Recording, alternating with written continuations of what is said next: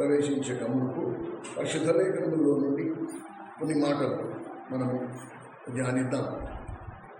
ఆరాధన ప్రతి వారం మనము వింటూ వస్తున్నాము. ఉపోద్ఘాతంలో ప్రభువుని ఆరాధించక మునుపు, ఆరాధన గురించిన కొన్ని మాటలు మనం వినక మునుపు కొన్ని విషయాలు మనము తెలుసుకున్నట్టు చాలా అవసరం. ప్రేమైన సహోదరుడు సహోదరి, ఎప్పుడైతే మనం దేవుని సన్నిధిలోకి వస్తామో, ఎక్కడ ఇద్దరు ముగ్గురు నా నామంలో కూడి ఉందరో వారి మధ్యలో నేను ఉంటానని దేవుడు సెలవిచ్చాడు. కానీ ఇక్కడ కూర్చున్న వారిలో ఎంతమందికి ఈ విశ్వాసం, దేవుడు మన మధ్యలో సంచరిస్తున్నాడనే విశ్వాసం ఎంతమంది ఉందో నాకైతే తెలియదు. కానీ వ్యక్తిగతంగా ఎప్పుడెప్పుడు నేను దేవుని సన్నిధిలో ప్రవేశిస్తానో అప్పుడప్పుడు నా అనుభవం, వ్యక్తిగతంగా నా అనుభవం నేను చెప్తాను. ఒక విధమైన బాధ, ఒక విధమైన దుఃఖం. ఎందుకు బాధ, ఎందుకు దుఃఖము అంటే, ప్రభువుని చూచినప్పుడు నేను ఇంకా ఆయనలాగా లేను. ఇది చాలా బాధ. ఇది నన్ను వేధిస్తూ ఉంటుంది. నిజమైన దేవుని సన్నిధిలోకి అనుభవించిన వాడు, దేవుని సన్నిధిలోకి ప్రవేశించిన వాని యొక్క స్పందన ఎలా ఉంటుంది ఫస్ట్ మనం అర్థం చేసుకోవాలి. ఒక దైవజనుడు ఆత్మతో నింపబడిన వాడు ఆరాధన గూర్చి ఒక 10 నిమిషాలు, అంతే, ఒక 10 నిమిషాలు ఆయన ఆరాధన గూర్చిన 4 మాటలు చెప్తే అది నా క్రైస్తవ జీవితము దిశనే మార్చేసింది. నేను జీవించే నా క్రైస్తవ జీవిత యొక్క దిశనే మార్చేసింది. ఆరాధన గూర్చిన నూతన ప్రత్యక్షత కలిగింది. ఆరాధన అంటే ఏంటో తెలిసింది. ఇది ఒకెత్తైతే ఇప్పుడు మనం అర్థం చేసుకోవాల్సింది ఏంటంటే, అంతవరకు నేనేం వింటూ వచ్చాను, ఏం చూస్తూ వచ్చాను అంటే, ఉదయాన్నే లేవంగానే బైబిల్ చదివే వాళ్ళు ఉన్నారు, ఉదయాన్నే లేవంగానే మౌన ధ్యానం చేసేవాళ్ళు ఉన్నారు, ఉదయాన్నే లేవంగానే దేవునితో సమయం గడిపేవారు ఉన్నారు. ఇది వాళ్ళు చెప్పే సాక్ష్యం. ఇక్కడ మనం అర్థం చేసుకోవాల్సిన ఒక ప్రశ్న ఏంటంటే, ఒక దైవజనుడు దేవుని ఆత్మతో నింపబడిన వాడు ఆరాధన గురించిన 4 మాటలు చెప్తేనే నా జీవితం యొక్క దిశ మారిపోయిందే. అలాంటిది నేరుగా దేవుని ఎదుట కూర్చుని దేవునితో సంభాషిస్తూ, దేవునితో మౌన ధ్యానం చేస్తూ, దేవుని వాక్యము దివారాత్రులు ధ్యానిస్తున్న జీవితాలు ఇంకెలా ఉండాలి? ఇది కొంచెం ఆలోచించే విషయం. జాగ్రత్తగా వినండి. ఒక దైవజనుడు చెప్పిన మాటే ఒకవేళ నా జీవితాన్ని దిశ మార్చగలిగింది అంటే, ఎవరైతే దేవునితో సమయం గడుపుతున్నారని చెప్పుకుంటున్నారో, ఉదయాన్నే లేవంగానే మేము బైబిల్ చదవకుండా ఏ పని చెయ్యము, ఉదయాన్నే లేవంగానే మౌన ధ్యానం చేయకుండా, క్వైట్ టైం చేసుకోకుండా మేము అసలు ఏ పని మొదలు పెట్టాము. ఎవరైతే దేవునితో నేరుగా సహవాసం ఉంటున్నారో మరి వాళ్ళ జీవితాల్లో ఎటువంటి మార్పు రావాలి ఒకసారి అర్థం చేసుకోవాలి.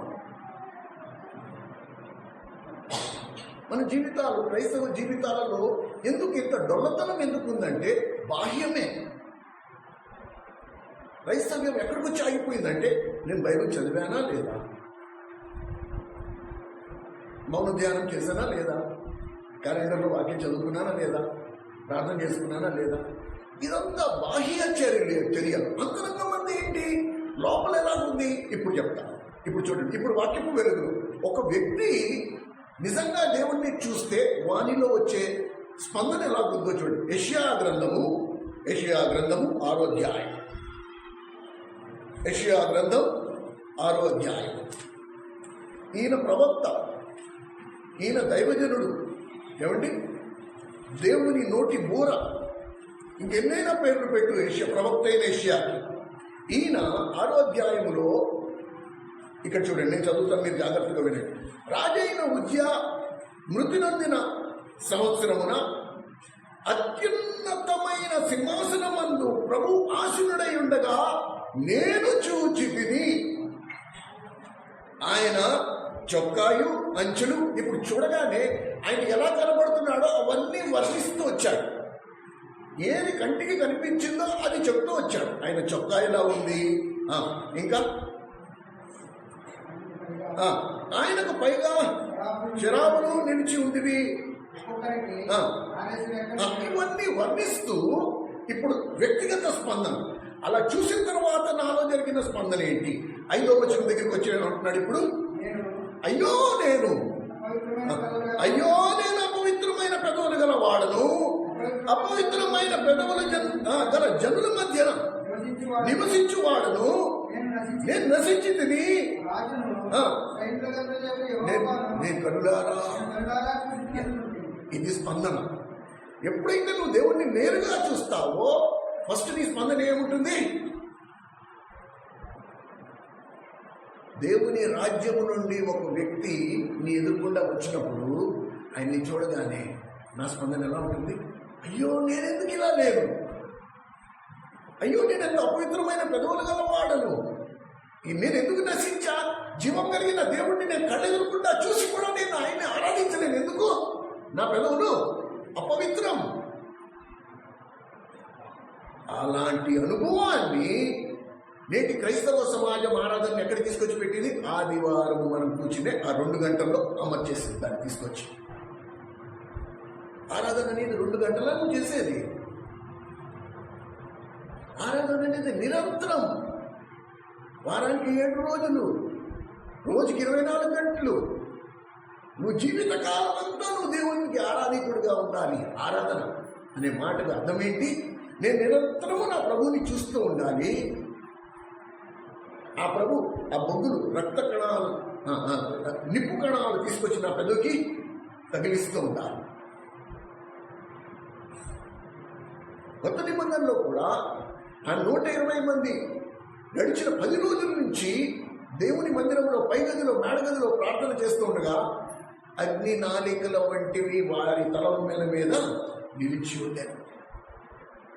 ప్రేమ సోదర సోదరి, నీ శరీరం అందు అత్యంత ప్రాముఖ్యమైన అవయవం ఏదైనా ఉందంటే అది నీ నోరు. ఎందుకని? ఆ నోటితోనే నువ్వు దేవుణ్ణి ఆరాధించు. కనుక ప్రతి ఉదయాన్నే లేవగానే నీకేముండాలి? ఫస్ట్ కళ్ళంటి నీకు ఏడుకుండాలి. ఓ ప్రభువా అపవిత్రం, నిన్న నా నోటిని నేను అపవిత్రం పనిచేసుకున్నాను, ఈ ఉదయం నిన్ను నేను ఎలా ఆరాధించగలను? నీ పరిశుద్ధమైన నామమును నా నోటితో ఎలా ఉచ్చరించగలను? Very important. నువ్వు దేవుణ్ణి చూస్తున్నావా? నీలో ఈ స్పందన ఉందా? ఇదిగో ఈయన ప్రవక్త అయ్యుండి ఏమంటాడు? అయ్యో నేను అపవిత్రమైన అపవిత్రమైన పెదవులు గలవాడైతే నువ్వు నేను సామాన్యమైన విశ్వాసం. మన పరిస్థితి ఏంటి? దేవుని దగ్గర నుంచి వాక్కు తీసుకుని దేవుని ప్రజలకు అందించే ప్రవక్తే ఒకవేళ నేను అపవిత్రమైన పెదవులు గలవాడినంటే నువ్వు నేను ఏ పాటి వారము? కొన్ని ధైర్యంగా పలుకుని చెప్పగలమా? పవిత్రమైన పెదవులు నాకు ఉన్నాయి అని మనం చెప్పగలమా? కొని మనం ఎన్నిసార్లు ఏడ్చాం, అయ్యో ప్రభువా నిన్ను ఆరాధించడానికి అపవిత్రమైన పెదవులు గల. ఈ సిద్ధపాటు ఎక్కడ ఉండాలి? ఇంట్లో. వారమంతా నువ్వు సిద్ధపడితే ఆ ఆదివారానికి నీకు ఎలాంటి అనుభూతి రావాలి? దేవుడు తన నిప్పు కణాలు తీసుకొచ్చి నీ పెదవుకి తగ్గించి ఇప్పుడు పవిత్రమైన పెదవులతో నీ జీవాఫలమును దేవునికి సమర్పించే స్థితిలో ఉండాలి. సరే, ఇది ఉపోద్ఘాతంలో అసలు నిజంగా దేవుణ్ణి చూసిన వారి అనుభవం, ఒక ప్రవక్త అనుభవం ఎలా ఉంది? వెంటనే ఏం తెలుసుకున్నాడు? అయ్యో అపవిత్రమైన పెదవులు, నీ మందిరావడంలో అడుగుపెట్టే అర్హత నాకు లేదు, నా బట్టలు మురికి బట్టలు, నా పెదవులు అపవిత్రం, నా జీవితమే పాపం. నువ్వు పరిశుద్ధుడవు, నిలువెత్తు పరిశుద్ధతకు నిదర్శనము నువ్వు. అలాంటిది నిన్ను నేను ఆరాధించాలంటే నేను యోగ్యుడినేనా? ప్రేమ సోదరుడా సోదరి, ఇక్కడ రెండో మెట్లు పడోకమందు దేవదూతలు గాన ప్రతిగానము చేత ఆయన పరిశుద్ధుడని ఆరాధిస్తే దేవదూతల్లో పాపం లేదు. కానీ ఆ దేవదూతల ఆరాధన కూడా కాదని ఆయన నీ దగ్గరికి నా దగ్గరికి వస్తున్నాడు. ఇశ్రాయేలీయుల స్తోత్రముల మీద ఆసీనుడై ఉన్న దేవుడు. నువ్వు దేవుని మందిరంలో స్తుతిస్తే ఆయన ఆ స్తుతుల మీద ఆశీనుడై ఉండాలని ఆశపడ్డాడు. ఎందుకు ఈ మాట చెప్పాను అంటే, నోటితో మనం చెప్పుకోవడం కాదు. నో, నేను చెప్పే నా సాక్ష్యము వాక్యంతో ఎంత సరి సమానంగా ఉంది. నేను దేవుడిని చూస్తున్నానంటే నా స్పందన ఏమై ఉండాలి? అయ్యో, నేను ఆయన నామమును నా నోటితో పలికే అర్హత లేని నోరు మాట్లాడు, అపవిత్రమైన పెదవులు నావి, నా బ్రతుకంతా పాపమే, నా ఆలోచన పాపము, నా తలంపులు పాపం, నా చూపులు పాపం, నా వైఖరి పాపం. అలాంటి పాపపు జీవితంతో నేను ప్రభువాన్ని ఆరాధించగలను. ఇది ఆరాధన అనుభవం. ఎప్పుడైతే నువ్వు దేవుడిని చూసావో, అయ్యో ప్రభు, నిలువెత్తు పరిశుద్ధత, నడినెత్తుండి అరికాల వరకు నన్ను నేను చూసుకుంటే అసలు కనీసము నేను నీ పాద ధూళికి కూడా పనికిరానే, తాకడానికి పనికిరానే. అలాంటిది నీ మందిరంలో నన్ను తీసుకొచ్చి కూర్చోపెట్టావే నువ్వు. నేను ఆరాధిస్తే నువ్వు ఆనందించాలనుకుంటున్నావే. నా జీవిత కాలం అంతా నేను నిన్ను స్తుతించినా నేను రుణగ్రస్తుడిని. ఆ రుణం నేను తీర్చుకోలేను. దేవుడు మనల్ని ప్రేమించడానికి కారణం అక్కర్లేదు, దేవునికి కారణం అక్కర్లేదు. నువ్వు ఎలా ఉన్నావో అలాగే నిన్ను ప్రేమించాడు. నువ్వు ఏమై ఉన్నావో అలాగే నిన్ను ప్రేమించాడు. నువ్వు ఏమై ఉంటావో అది కూడా దేవుడు నిన్ను ప్రేమించాడు. రేపు నువ్వేం చేయబోతున్నావో, ఏ పాపం చేయకపోతున్నావో ఆ పాపం ఆయనకి తెలిసి కూడా నిన్ను ప్రేమించాడు. సత్యం ఇది. రేపు నీకు ఎలాంటి పాపపు ఆలోచనలు వస్తాయో ఆయనకి తెలిసి కూడా ప్రభు నిన్ను ప్రేమించాడు. ఈ రోజుకి ప్రేమిస్తున్నాడు. ఆయన ప్రేమలో మార్పు లేదు. మార్పు చెందని, మాట తప్పని, శాశ్వతమైన ప్రేమ, బదులుకోరని ప్రేమ. ఇది ఇలాగ ప్రభువు మాత్రమే నిన్ను నన్ను ప్రేమించగలడు. మనుషుల్లో ఎవ్వరు కూడా నిన్ను నన్ను ప్రేమించడు. మనుషుల ప్రేమ స్వార్థం, నాకేమొస్తుంది అనేది మనుషుల ప్రేమ. నిస్వార్థంగా ప్రేమించడం మనిషికి చేతగా. అందుకనే లేఖనం ఏం చెబుతుంది? మనుషులను ఆశ్రయించకంటే యెహోవాని ఆశ్రయించటం మేలు. ఒక సేవకుడిగా నేను అది నేర్పించాలను. సరే, ఇప్పుడు ఆరాధన కొరకు మనకి అసలు దేన్ని బట్టి నేను ప్రభుని ఆరాధించాలి, ఏం చేశాడు ఆయన నా కొరకు, ఇది ఫస్ట్ మనం అర్థం చేసుకుందాం. రైట్. యెషయా గ్రంథము 49వ అధ్యాయం. త్వరగా అధ్యాయం. యెషయా గ్రంథము 49వ అధ్యాయం 611 పేజీ 15-16 వచనాలు. స్త్రీ తన గర్భమున పుట్టిన బిడ్డను కనింపకుండా తన చంటి పిల్లలను మర్చునా, వారైనా మర్చుదురు గాని నేను నిన్ను మరువను. చూడుము, నా అరిచేతి మీదే నిన్ను చెక్కి ఉన్నాను. నీ ప్రాకారములో నిత్యము నా ఎదుట. ఎందును బట్టి మనము ప్రభువుని ఆరాధించాలి అంటే, తల్లి అయినా మన జన్మనిచ్చిన తల్లి అయినా మర్చిన కానీ ప్రభువు ఇచ్చిన వాగ్దానం, నేను నిన్నెన్నడూ మరవను. నువ్వు ఎలా ఉన్నా సరే, నువ్వు నాకు తిరుగుబాటు చేసినా, నువ్వు నాకు అవిధేయుడై ఉన్నా, నా మాటను ఎదిరించినా, నేను మాత్రం నిన్ను మర్చిపోను. ఎందుకు మర్చిపోను? నేను నిన్నేం చేశాను? నా అరిచేతి మీద చెక్కేసుకున్నా. ఎప్పుడైతే నా చెయ్యిలా నేను చూసుకుంటాను, నాకు ఎవరు కనబడతారు? నువ్వే. నాకు నువ్వే కనబడతావు. ఇక దేవుడు ఏమంటున్నాడు? నువ్వు నాకు ఎంతో ముఖ్యం. నువ్వు నాకేంటి? నా భూషి, నా నగలతో సమానం. నా ఒంటి మీద ఉన్న నగలతో నువ్వు సమానం. మనం ఏం చేస్తామండి? మన బంగారపు నగలు ఎక్కడ పెట్టుకుంటాం? బీరువాలో పెట్టుకుని తాళం వేసుకుని, తాళం సరిగ్గా ఉందా లేదా హ్యాండిల్ ఇలా తిప్పి చూస్తూ ఉంటాం. మందిరానికి వచ్చేటప్పుడు ఇళ్లలో శుభ్రంగా తాళాలు సరిగ్గా వేసుకుని గట్టిగా ఇలా తాళం లాగి చూసుకుంటాం. ఊడొచ్చేస్తుందేమో, దొంగలు పడతారేమో, ఎంత భద్రంగా మనం దాచుకుంటాం. అలాంటిది దేవుడేమంటున్నాడు? నీ ప్రాకారములు నిత్యము నా ఎదుట నున్నవి. ఎందును బట్టి మనం ప్రభువుని ఆరాధించాలి అంటే, మనకి ఈ విషయము ఇంతకుముందు ఎవరైనా మీకు చెప్పడం లేదు, నాకు తెలియదు. కానీ ఎందుకు బట్టి మనం ప్రభువుని ఆరాధించాలంటే, ప్రభువు నా చుట్టూ ఏం చేశాడండి? ఒక ప్రాకారం. ఎవ్వరూ దాటలేని ప్రహారీ గోడ, ప్రాకారపు గోడను కట్టారు.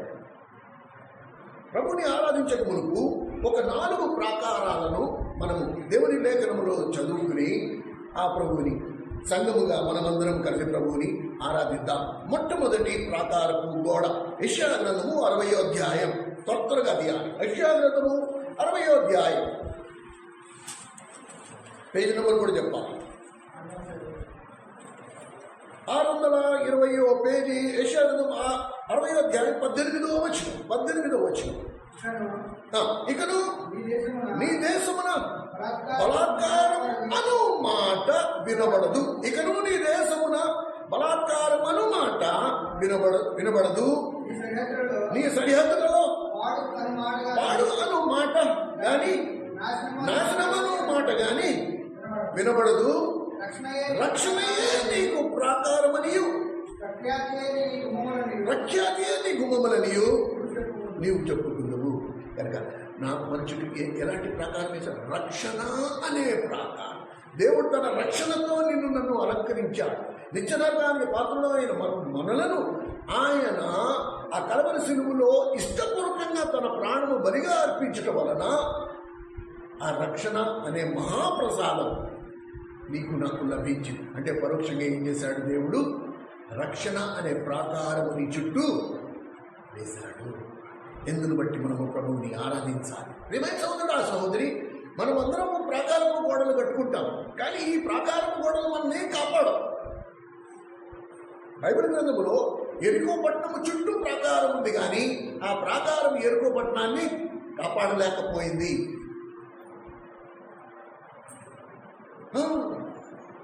ఎరికోలో ఉండే ప్రజలను ఆ ఎరికో పట్టణపు ప్రాకారము కాపాడలేకపోయింది. వాళ్ళందరూ హతమార్చబడ్డారు. శత్రువు వాళ్ళ మీద దాడి చేశారు. ఏమండి, ఇది చాలా అవసరం. ఈ ప్రాకారం, ఎరుకో చుట్టూ ఉన్న ప్రాకారపు గోడ యొక్క ప్రాముఖ్యత, ప్రత్యేకత ఏంటి తెలుసా?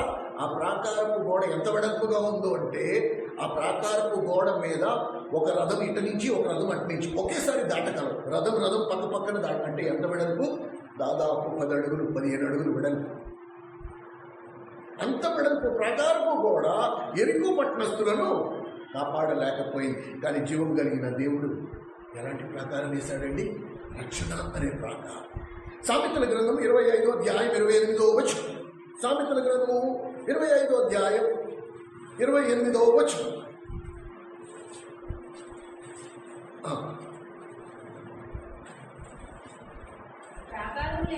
ప్రాకారము లేక పాడైన పురము ఎంతో, తన మనసును అణుచుకొనలేని వాడు కూడా అట్టివాడే. ఎవరి గురించి రాసింది ఇది? రక్షణ లేని వారి గురించి. వీళ్ళకి ప్రాకారపు గోడ లేదు. ఏమండి, వీళ్ళు దేవుని సువార్త వాళ్ళ యొద్దకు వచ్చినప్పుడు వాళ్ళు దాన్ని అంగీకరించలేదు, తమ మనసును అణుచుకోలే. కాబట్టి వీళ్ళు ఎలాంటి వారు? ప్రాకారము లేని వారు. వీళ్ళు ప్రాకారము లేని వారు. ఏమండి, మనము ఎక్కడున్నాము? ఎందుకు బట్టి నేను ప్రభువుని ఆరాధించాలి? ఈ ఉదయకాలము సంఘమంతా కలిసి ఎందుకు ప్రభువుని ఆరాధించాలంటే, ప్రభు నన్ను తీసుకొచ్చి రక్షించడం ఒక ఎత్తు అయితే, రక్షించిన తర్వాత దేవుడు నన్ను ఎక్కడికి తీసుకొచ్చి పెట్టాడు? యెషయా గ్రంథము 26వ అధ్యాయం, యెషయా గ్రంథం 26వ అధ్యాయం. చూసిన వాడి పేజ్ నెంబర్ కూడా చెప్పండి. 500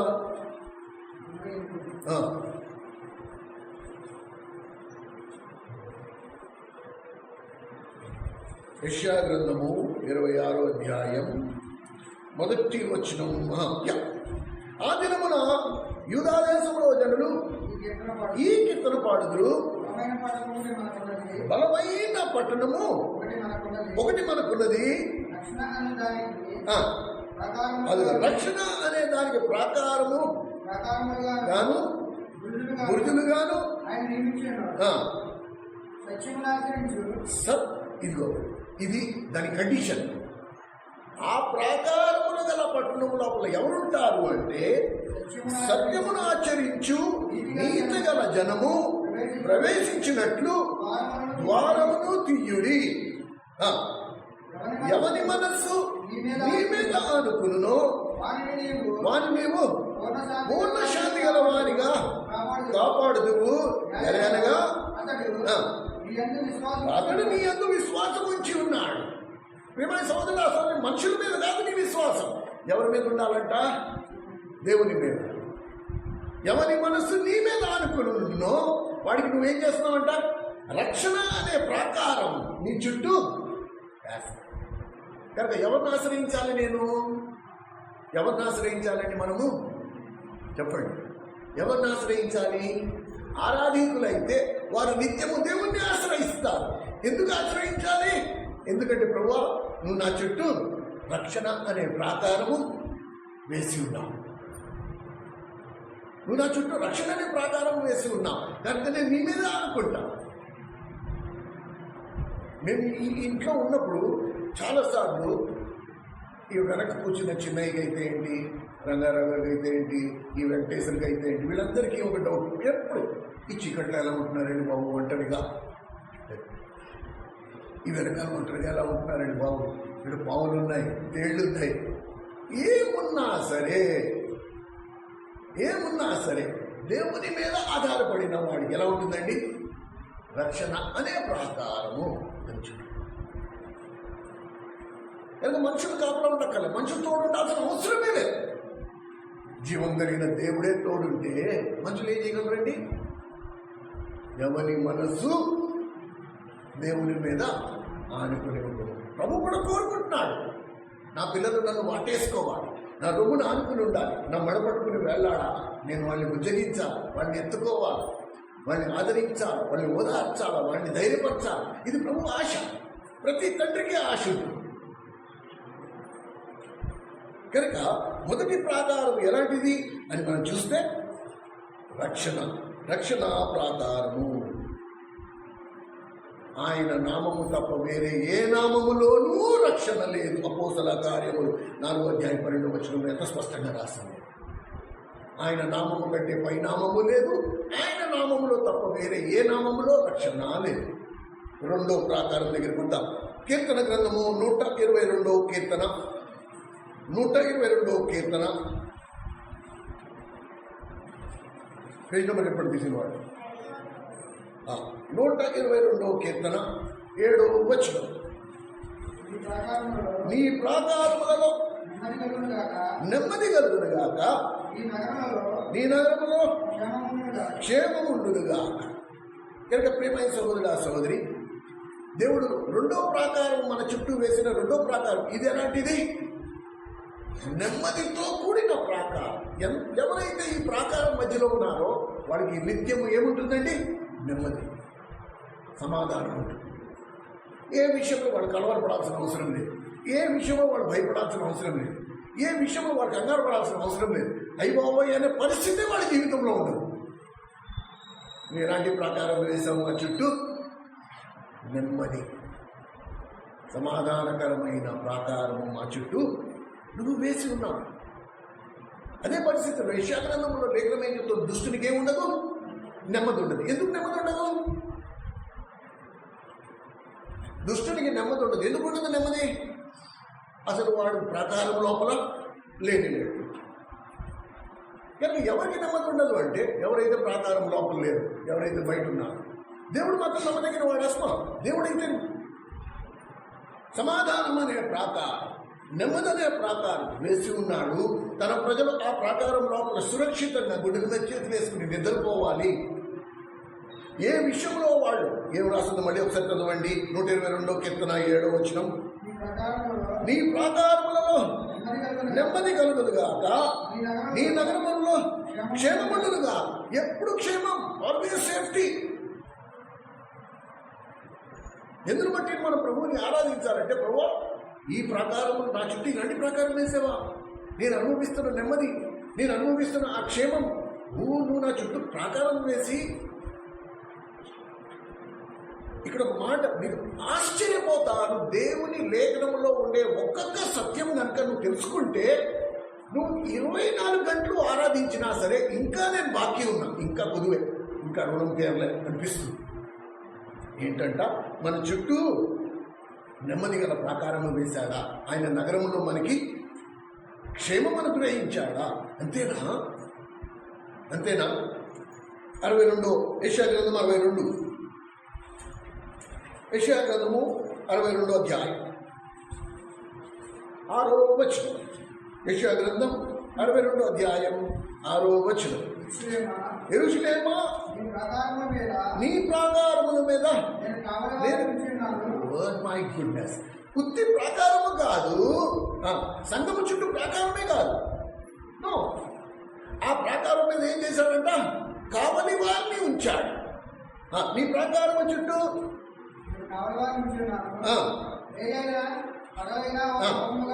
అది తెలుసా?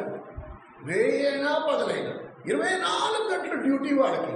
ఆ ప్రాకారపు గోడ మీద వాళ్ళు తిరుగుతూ కాపలా కాస్తూ వచ్చేస్తారు.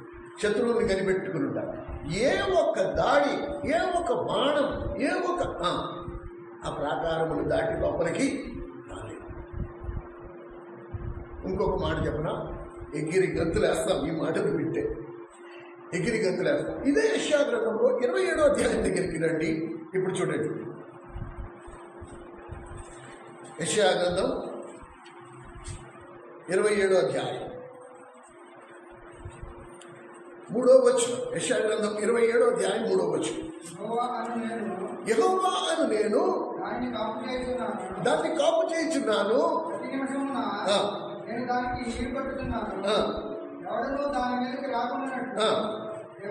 దివారాత్రములు దాన్ని కాపు. ఇప్పుడు జీవం కలిగిన దేవుడే ఆ ప్రాకారము మీద నిలబడి దివారాత్రులు కాపాడుతున్నాడు. అందుకే నేను సురక్షితంగా మన 2 చేతుల గుండెల మీద పెట్టుకుని రాత్రి ప్రశాంతంగా నిద్రపోతున్నాము. ఉదయం సంతోషానందములతో లేస్తున్నాము. ఈ దినము నువ్వు నాకు ఇచ్చిన ఆయుష్కాలముల కొరకు, నా ఆయుష్కాలం పొడిగించినందుకు నీకు నిండా వందనాలని దేవుని స్తుతించగలుగుతున్నాము, ఆయన్ని ఆరాధించగలుగుతున్నాము. ప్రాకారం కట్టడమే కాదు, ఆ ప్రాకారం మీద తానే కట్టినవాడు తానే నిలబడి దివారాత్రులు వేయింపగడు. నువ్వు నేను నిద్రపోయిన ఇశ్రాయేలు కాపాడువాడు పుణుకడు.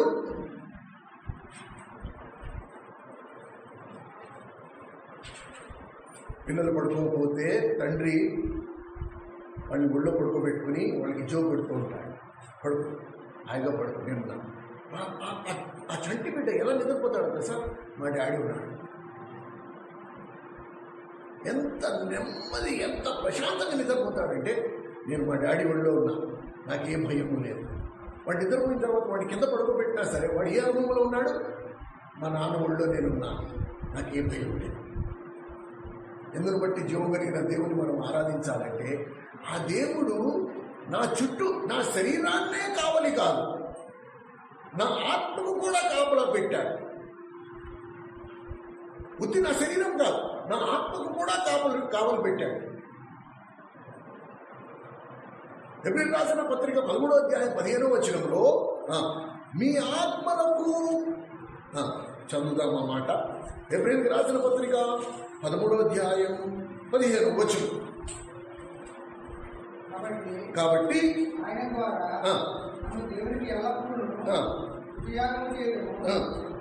అనగా 17వ వచనం.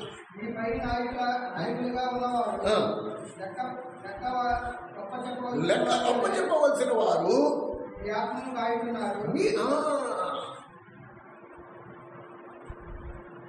లేక దేవుడు కేవలం నా శరీరాన్నే కాదు, నా ఆత్మ కూడా కావలించాడు.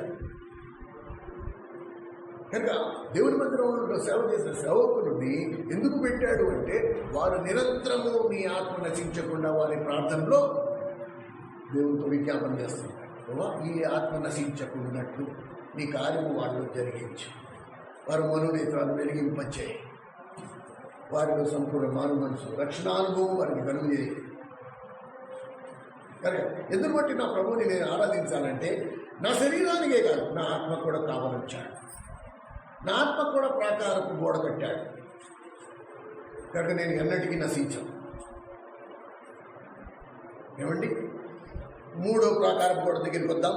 జకర్యా గ్రంథం 2వ అధ్యాయం 5వ వచనం. జకర్యా గ్రంథం 2వ అధ్యాయం 5వ వచనం. త్వరగా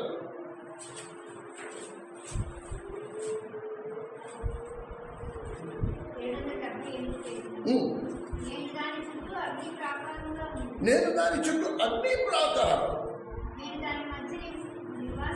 నేను దాని మధ్య నివాసినై. చూసారా, ఇప్పుడు దేవుడు దహించు అగ్ని వంటి వాడు. అలాంటి దహించు అగ్ని వంటి దేవుడు ఎలాంటి ప్రాకారం కట్టాడండి? అగ్ని వంటి ప్రాకారం కట్టాడు. అట్నుంచి శత్రువు కాదు కదా, చిన్న పురుగు, చిన్న దోమ ఎగిరి వచ్చిన అగ్ని ప్రాకారంలో దాటేటప్పుడు ఏమవుతుంది? వాడి మస్ అయిపోతుంది. అండ్ పైగా ఆ దహించు అగ్ని వంటి వాడు ఆ పట్టణంలో ఉన్నాడు. ఎక్కడైతే నువ్వు నేను నివసిస్తున్నామో మన మధ్య ఆ దహించు అగ్ని వంటి దేవుడు మనతో కూడా ఉంటున్నాడు. ఇప్పుడు చెప్పండి, నేను దేనికి భయపడాలా? నువ్వు దేనికి భయపడాలి? మనందరూ దేనికి భయపడాలి? ఆయా సీజన్ రాగానే రంగు బట్టలు వేసుకోవడం చూస్తాం. ఎక్కడికో ప్రయాణాలై వెళ్ళి ఆ దేవుని దర్శనానికి ఎక్కడికో వెళ్ళాలనుకుంటాం. మనం ఎలాంటి దేవుని కలిగి ఉన్నామండి? ఆ దేవుడు మనతో నివసిస్తున్నాడు, మనలో నివసిస్తున్నాడు, మన మధ్య సంచరిస్తున్నాడు. కానీ అలాంటి దేవుడిని నువ్వు నేను ఆరాధించకుండా ఎలా ఉండగలము? చెప్పండి. మనకి డబ్బులు ఖర్చు అవుతున్నాయా? మనం డబ్బులు వేయపరుచుకుని ఎక్కడికో వెళ్ళాల్సి వస్తుందా? లేదే. ఎంత గొప్ప దేవుడు అంటే ఆయన కనీసం మన దగ్గర కానుకలు కూడా తీసుకోవట్లేదు. ఇంకా ఎంత నమ్మకంగా ఉండాలా మనము?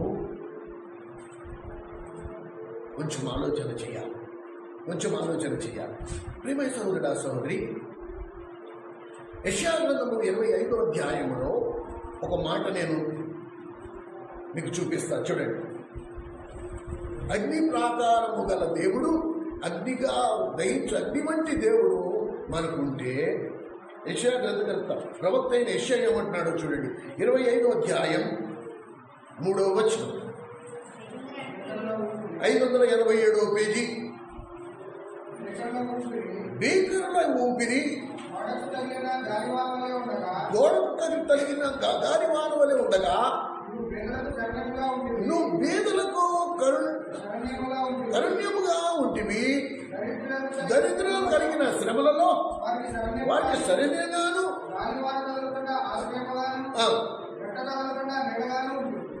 చూసా. ఇల్లు లేని వారు, వెదవరాడు, దరిద్రులు, వీళ్ళందరికీ ఏమని రాస్తుందో చూడండి. భీకరుల ఊపిరి గోడకు తగిలిన గాలివాన వలె ఉండగా, నీవు పేదలకు శరణ్యం. కనుక పేదలను, నిరుపేదలను, విధవరాలను ఎక్కడ దాచుకుంటున్నాడు? తానే శరణ్యం, తానే నీకు ఇంటిగా ఉన్నాడు. ఏమండి?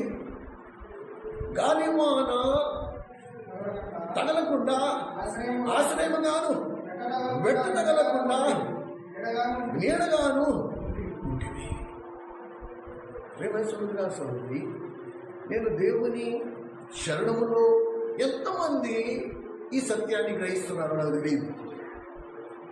కీర్తనకారుడు అన్నాడు, యెహోవా మందిరములో నివాసము చేయగలవాడు ఎవడు? ఇక్కడ చూస్తే ఆయన ఆహ్వానం. It's an invitation. ఎవరికి? ఎవరికి? పేదలకు, దరిద్రులకు, విధవరాలకు. నా మందిరము మీకు నివాస స్థలము. అలాగే సంపూర్ణ అధికారం ఇది.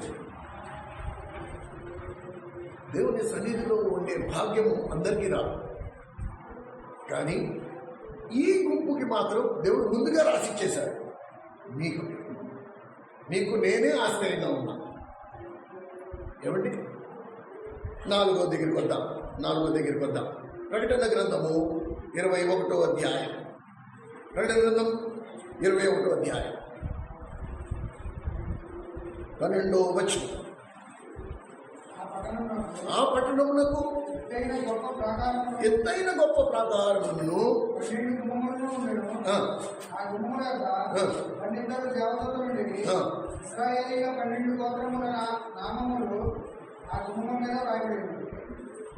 ఇప్పుడు 2-3 వచనాలు కూడా చదువు చూసాం మనం. ప్రకటన 21, 2-3 వచనాలు. నేను నూతనమైన యెరూషలేమును ఆ పరిశుద్ధ పట్టణము తన భక్త కొరకు అలంకరింపబడిన పెళ్లి కుమార్తె వలె సిద్ధపడి పరలోకమందున్న దేవుని యొద్ద నుండి దిగివచ్చి చూచితిని. ఇది దేవుని సంఘం గురించి రాయబడిన మాట. 10వ వచనం.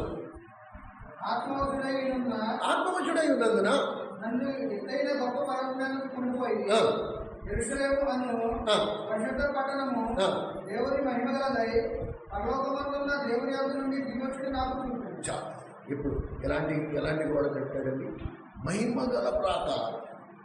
ఈ ప్రాకారములో ఉన్నవారు దేవుని మహిమ కలిగి ఉంటారు. ప్రేమ సోదరు, చూడండి ఈ కంపారిజన్, ఈ తూకం వేసుకొని మీరు చూడండి.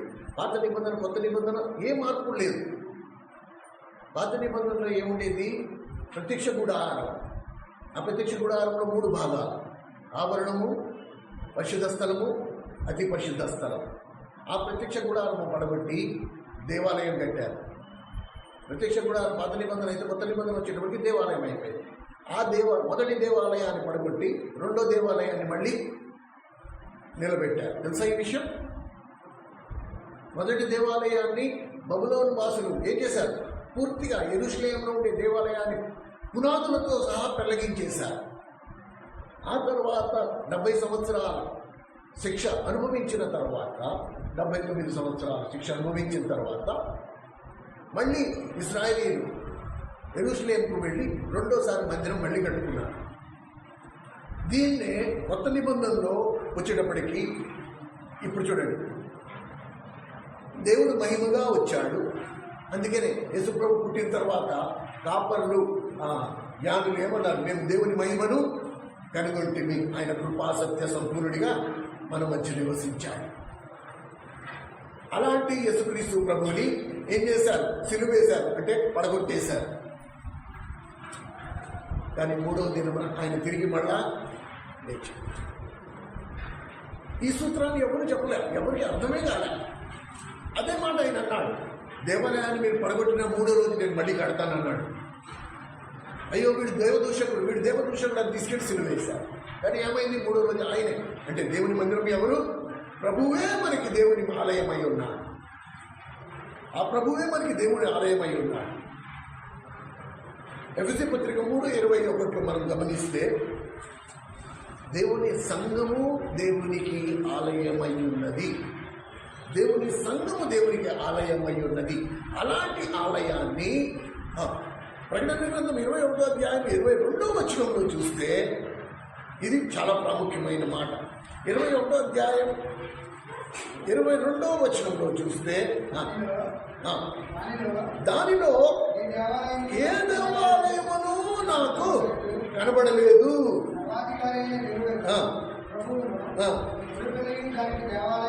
అది కదా సార్, సర్వోన్నతులకు దేవుని గొరిపిల్లయు మనకి యేసుక్రీస్తు ప్రభువే మనకి దేవాలయం. అదే మాట మనం ఎఫెసీ పత్రికలో చదివాం 3:21. సంఘమే దేవుని శరీరం, ఆ శరీరమే అందరికీ దేవాలయం. కనుక మనం ఎలాంటి సంఘంలో ఉన్నాము? ఈ సంఘంలో దేవుడు మనకిచ్చిన భారం, నాకిచ్చిన భారం, నాకిచ్చిన ప్రత్యక్షత. నేను ఇది చాలాసార్లు చెప్పాను, మళ్ళీ చెప్తున్నాను. ఆ గుమ్మము దాటి లోపలికి వచ్చిన వానికి ఏమనిపించాలా? దేవుడు నిజంగా ఇక్కడ ఉన్నాడు. మందిరం ఎలా ఉంది? ఇది ముఖ్యం కాదు. ఎంతమంది ఉన్నారు? అది ముఖ్యం కాదు. దేవుడు ఇక్కడ ఉన్నాడు అనే భావన కలిగితే మనం ధన్యులమే. కనుక ఈ 4 ఇంతల ప్రాకారంలో మనము ప్రభు మనకు చుట్టూ వేసుట ఈ దేవుని లేఖనము వెలుగులో మనము తెలుసుకుంటూ వచ్చాం. ఇందును బట్టి మనం ఎంతైనా ప్రభుని ఆరాధించబద్ధమై ఉన్నాము. ప్రేమ సోదరుడు, సహోదరి, ఇశ్రాయేలుల స్తోత్రుల మీద దేవుడు ఆశనై ఉన్నాడు. ఎప్పుడైతే ప్రభుని మనం చూస్తామో, ఆయన సన్నిధిలో ఆయన చూడడానికి వెతుకుతాము. నేను దేవుని మందిరానికి వచ్చాను అనే భావనతో నేను వచ్చాననుకో, నాకు ఆయన కనబడు. 7 దీపస్తంభాల మధ్య సంచరించే దేవుడు, ఎక్కడ 2-3 నామములు కూడి ఇందులో వారి మధ్య నేను ఉంటానని సెలవిచ్చాడు. కనుక ప్రభువా నువ్వు ఇక్కడ ఉన్నావు అని నేను బలంగా నమ్మినప్పుడు నేను ఆయన్ని చూస్తాను. ఆయన్ని చూడగానే నా భావన ఏంటి? పాపినైన నేను, అపవిత్రమైన పెదవులు గలవాడినైన నేను, ఏ పరిశుద్ధత లేని వాడినైన నేను. మనకెందుకు ఆ భావన రాదు తెలుసా? అలాంటి భావన మనకి రాకపోవడానికి కారణం ఏంటి తెలుసా? నేను నిన్ను చూస్తున్నాను, నువ్వు నన్ను చూస్తున్నావు. నేనెంత పాపంలో ఉన్నాను, నువ్వు కూడా అదే పాపంలో ఉన్నావు. కనుక మనకేమనిపించట్లా, అరే మనమందరం ఇంకా బాగానే ఉన్నామే. కానీ ఎప్పుడైతే మనందరం కలిసి విశ్వాసములకు కర్త దాన్ని కొనసాగించేవాడినైనా యేసు వైపు చూస్తాము, ఆయన పరిశుద్ధుడు, పరిశుద్ధతతో మన మధ్యలో నిలబడి ఉన్నప్పుడు అయ్యో ప్రభా నేను నీలాగా లేను, అసలు నా నోటితో నీ నామము పలకడానికి నాకు ధైర్యం చాలదు, అపవిత్రమైన పెదవులు గలవాడు. ఈ మాట ప్రవక్త చెప్తుంటే మన పరిస్థితి ఏంటండి? ఇది మనం కొంచెం ఆలోచన చేసుకుందాం.